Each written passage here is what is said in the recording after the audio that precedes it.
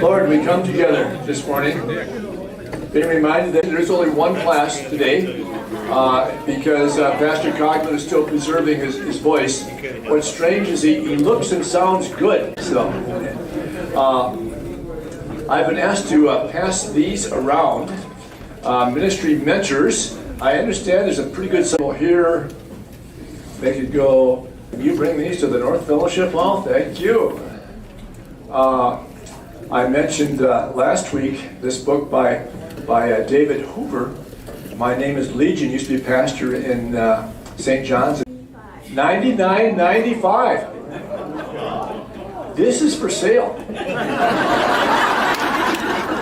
$90. A deal. An auction. This one's got all kinds of writing and stuff in it too, so that's even better, right? So anyway, so it's got writing, absolutely. So okay, what else we got here?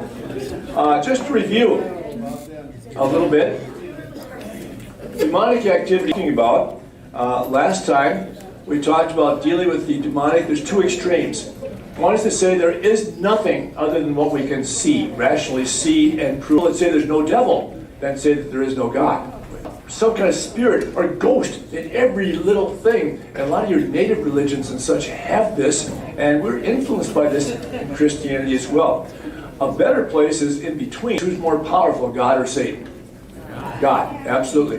But if we don't look to God, Satan is mighty powerful.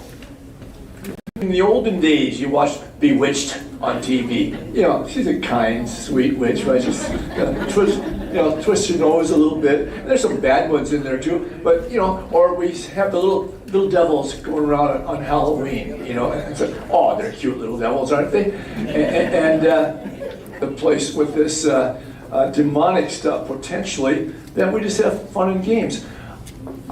Did any of you do the assignment, optional assignment, and go by Barnes and Noble to see what they have as far as the so-called paranormal and such? I know there's a lot, Bob. Oh, I'm sure. Africa? Sure, but you worry, and some people are influenced by it. And finally, the worst thing would be possession by Satan itself, as was happening in the Bible. And last time we looked at Mark chapter 9 about this man who came with his son who was possessed by a demon. It was definitely a missionary or a pastor, an EL pastor. He had done his internship or vicarage in Tanzania. And I still remember we had a small group Bible study, kind of an inter-Lutheran group, and he told about many examples of possession that he saw over in Tanzania. But he also told that one. And we think, well, why doesn't we don't see that so much today here? And my thought is Satan's a whole lot more subtle here. We recognize that kind of thing. But he's working just as much, but more subtly. In 73, and I'm not sure if how many of you realized that it was based on a true story. Here, remember I told you the story about, I discovered that somehow he was involved in a Lutheran seminary in St. Louis. Okay? And that caught my attention because it's in St. Louis. So I did some research, and finally I found this paper, Demonic Possession, and they were not able to cast out the demon, so they went to the Catholics. Okay?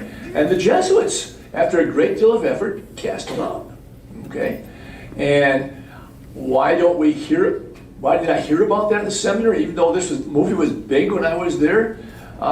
Probably for the first reason that they didn't really talk much about the true story behind it to preserve the identity of the person. And I'm guessing the seminary was probably embarrassed. We lost him to the Catholics.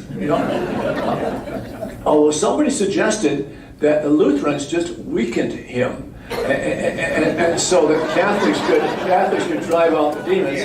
Yeah, that's it. Yeah, that's it, right? That's the answer. With the next person, they open it. Well, I loosened it a little bit for you, right? Well, we joke about that. I don't think that's the reason. I don't think it is.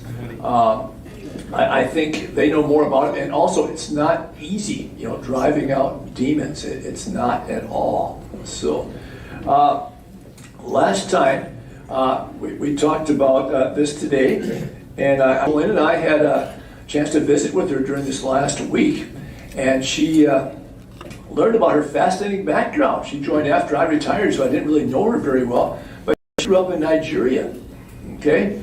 And had all kinds of experience. Shared how she became a Christian, I think at 17. She said she brought up in a Muslim family.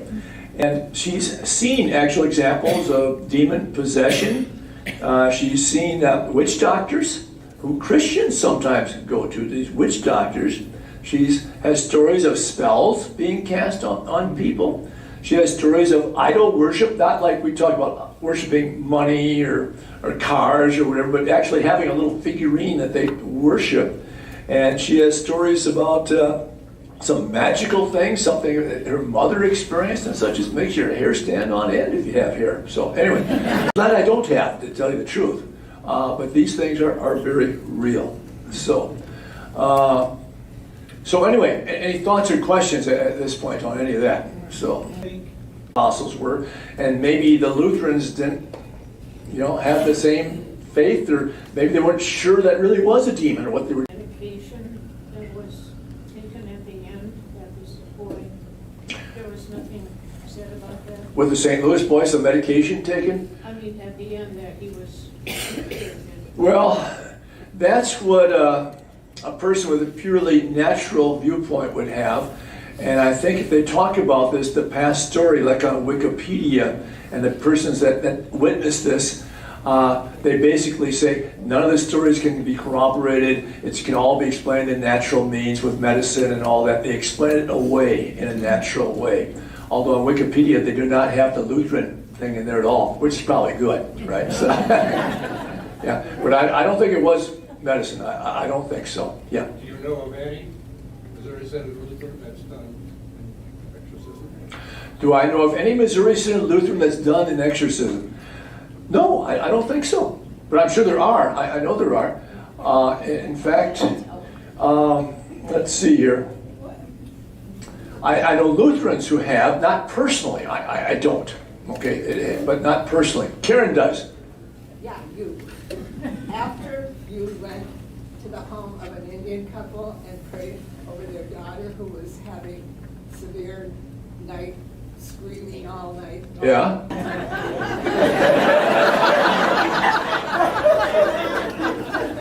It's not by my power. I never heard the end of that. I did not. Interesting, Karen. Yeah, but by prayer, because I couldn't do it. Okay, two uncles who have done exorcisms. The Catholic Church, though, I don't think you're regular, ordinary. So, okay. Well, I did come close once. Back when I was a young pastor. Boy, it seems like yesterday, but it was about 40-some years ago, down in Texas. I got called over to a house of some active members, and there was a woman that was just, and they called me instead of the veteran pastor, the senior pastor, because somehow that she had connected him with some things or whatever. And so I was the more neutral guy. I was the young guy. And we prayed. But in that case, though, it did prove to be a case of imbalance of medication and such, which caused a lot of similar things. So we shouldn't just assume that if somebody's having these seizures or something, that's the devil doing it. It's certainly, you got to eliminate the other things first. And thank the Lord, she turned out to be all right. But I was sure scared. I thought that was the devil. So, okay. Any other questions I can't answer? Okay, let's see, where are we going here now? Okay, now, what we're going, well, anyway, we'll be hearing more from Funmi in the next week here a little bit because of the tie-in to the sermon last week, to this possession thing, because that's the extreme end, which you're lucky you won't experience. But there's other things. And who are these here? Which of these do you think what Satan would look more like? Around your table for just a minute.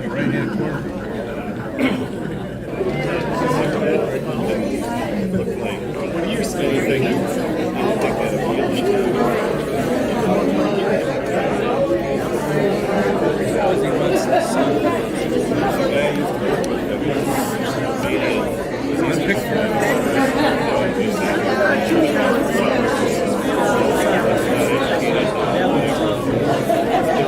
Let's have some fun. Which one do you think best, represents, could be Satan? Think of just one, and I'm going to poll you, okay? Top left. This one. This one. Oh, yeah. Ooh, okay. This one. This one. This one. This one. Interesting. Okay. Before I comment more, saw a movie, 1975. I had to look it up. Tuesday night at the movies. Remember, you used to have those? Saturday night at the movies was the first one. Some of you are old enough to remember that. Okay. This movie, or whatever it was, the plot of this, but I've shared it many times. This was a made-for-TV movie about the Bermuda Triangle. You've heard of that, right? It's the area down by Bermuda. For some reason, there's been all kinds of shipwrecks and everything down there, and sometimes it's called the Devil's Triangle. An American coast, and it was starred Kim Novak and Doug McClure. Okay? In this movie, the American Coast Guard pilot and his partner, Doug, and they lower the one guy, McClure, down. Okay? He finds 3 dead bodies and 1 survivor, Kim Novak, this beautiful blonde girl, cowering in fear in the cabin. Well, the pilot, it can be night time now, you have to stay there all night, and you can tell there's anyway, this Kim Novak, she's a little bit, now that she's not cowering in fear anymore, but she's still scared. She's, this gorgeous blonde in a bikini, of course. Well, she's on a boat. I mean, okay. Strange things started happening, and there was through a hatch and was killed that way. The priest was found hanging from a mast, dead. Another just mysteriously vanished, and still another was in a compartment floating dead. This is not real, but in each case, wow, this goes on. They end up sleeping together, and this was 1975. Okay. Finally, in the morning, daylight, the helicopter returns along with the coast. They zip up Novak and McClure for a different scene on the ship. You see Kim Novak in the helicopter, and she starts to. The devil had possessed this woman. Come in the form of a woman. This good-looking young woman.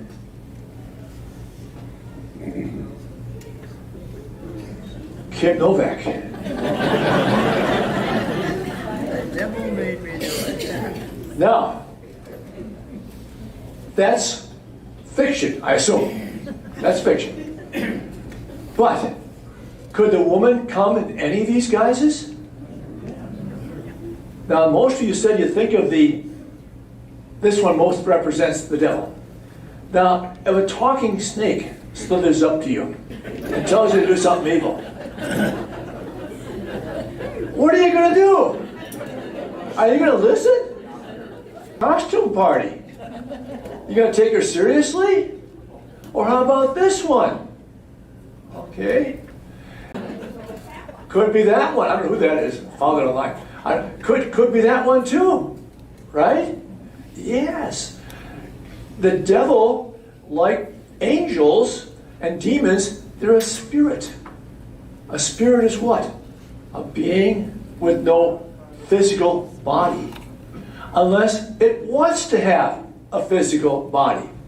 Can angels take on physical bodies? Absolutely. What is it called? Angels unaware or something like that. There can be times that angels have appeared and such, and there's books written about that, and that's neat. But if they can do it Also, demons can do that, and they will. I was tempted to put up here some pictures of well-known politicians. Could come in the form of a pastor or a priest or something. Yes. And so if in doubt, what do you need to do? Consult the Word, right? What are they saying? What are they doing? So, keep in mind. Yeah, Stan. When they were created, did they have free will?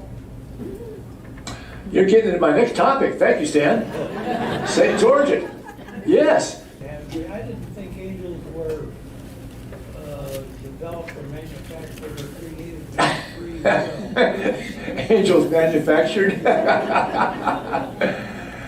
Apparently they did, because we know most about this, not from the Bible, but from a poem from the 1600s called Paradise Lost by John Milton. Most pictures, that most 1,000 lines. Okay? That's a lot, but it's historical fiction. Now, I like historical fiction.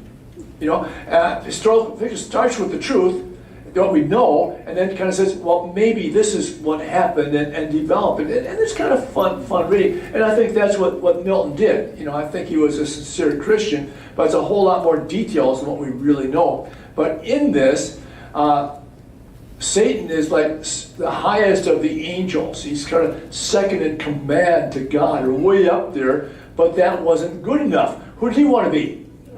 He wanted to be God. He wanted to be number one. Angels. That, you know, I'll promise you this. I'll give you a 7-year contract. No, okay. I will give you a better deal. And so they fought, and there was war in heaven, and they lost. And they must have had free will, at least in that story. But let's look at what the Bible does say, and verse 9 says that. And then some people, Satan was king, and the dragon and his angels fought back. The ancient serpent calls with them. The authority of his Christ, the accused. See, that's where it's kind of referring to Jesus. Therefore rejoice, he is filled with fury, because he sued the woman who had given birth to the main church, Jesus, he tried to tempt him. Who is he going to go after? He's done. He'll zap him with some kind of ray or something like that. I mean, I thought something else. In a way, Satan sees how we react. We'll talk more about that in just a moment. We're talking about different names for opponent or adversary. Well, that's why I was checking my notes. Okay. Let's see, what page is that in the black Bibles? 1081, if you've got the Bibles from. I will ascend, let's see, no. You've been cast down to the earth, yet who once laid low the nations? You said in your heart, I will ascend to the heaven, I will raise my throne above the stars of God. I will sit enthroned on the mount of the assembly, on the utmost heights of the sacred mountain. Not as many details as Milton would give us. But also, too, does anybody here in verse 12, morning star, does anybody have any different translations for that? Day star. The day star. Okay. The RSV and the ESV would have day star. Yeah, Bill? Lucifer. Lucifer? The expression is translated Lucifer in the Yeah. Latin Vulgate. In the Latin Vulgate, which was the early translation of the Greek by Jerome, I think, in the 500s, I think. Okay. Well, it probably sounds like this refers to the devil anyway, doesn't it? But it's Lucifer, the morning star. That's kind of like, he had a kind of a special place in heaven, right? Or so it would seem. So, now, we're not going to know a lot more about his origin than that. And again, if you still care, we can ask when we get to heaven. But we do have different names there.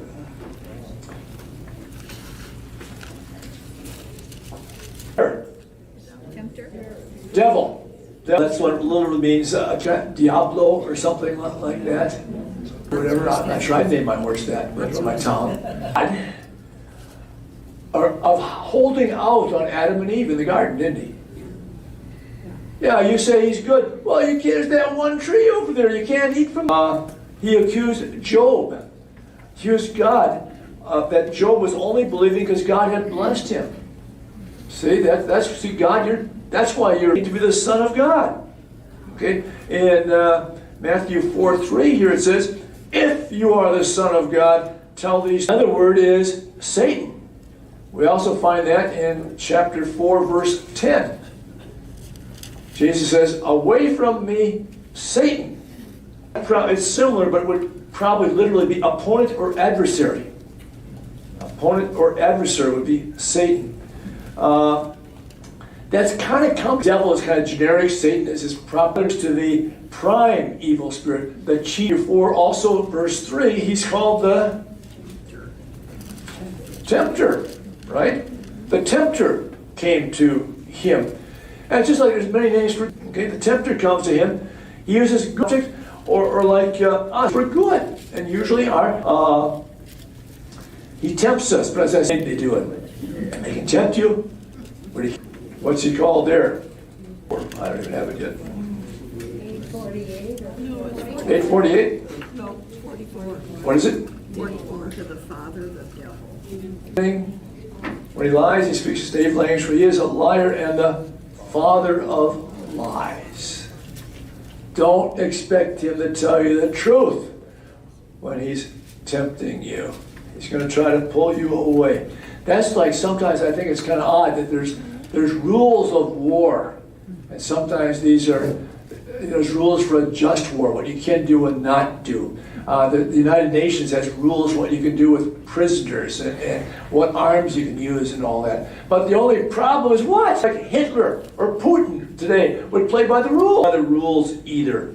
Okay, already ahead of me. Okay, Mark chapter 3, Matthew, Mark chapter 3. What's he called there?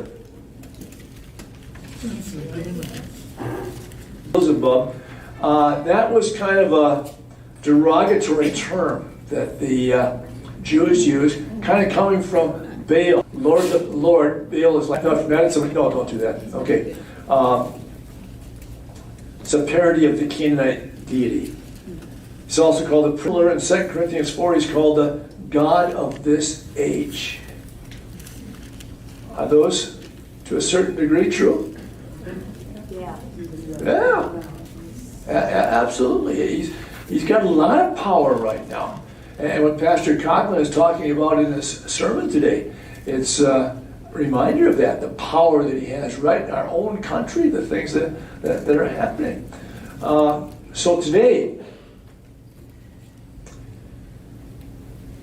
how is he going to come to you? Is he going to come to you as a talking snake? Probably not. You would know that. Okay? I don't even like snakes. Any snakes. I don't care if they're poisonous or not. I've probably been influenced by Genesis 3, I suppose, and many of us have been. I don't like snakes. I wouldn't listen to a talking snake. 1 Peter chapter 5, verse 8 talks about the devil prowls around as a roaring lion. Now, to the people that Peter was writing this to, why would that? In persecution, more subtle. This is how your subject, I think it's called, or whatever. And here's what you can do. But the nastiest one of all is you seek to convince him that isn't that what Satan's doing in our culture? We experience hell here on earth. It was all too successful. These things on TV about devils and all that, we just laugh because it's not real. Boy, is that sneaky? Yeah. Again, that's why. But this here, that is really sneaky. Now, also talks in the Bible about plural, demons or devils, right? Look to Revelation 12, 1965, and 12:4. Okay, angels rebelled us today, right? And so, million total angels, and now we have, okay, it is, but a lot. I think we heard legions, lots and lots, plenty to go around, absolutely plenty. And they're, again, they can't make you do anything, but they are permitted to roam the earth. And again, the why question, I don't have an answer for. Their purpose is to destroy God's kingdom and his. Of course there is. Like Galatians, Ephesians. Let's see. Page number? flock here a little bit, but I think with this a familiar passage, be strong in the Lord and his mighty power, from the full armor of God. Take your stand against the devil's schemes. It talks about the full armor of God, the belt of truth, the breastplate, etc., helmet of salvation, sword of the Spirit, pray in the Spirit. Now, is that to be taken literally? You put all this armor on. We got to test it with the Word. And we are baptized, right? And we receive Holy Communion for strength. But the Lord does not leave us without power. Book of Revelation.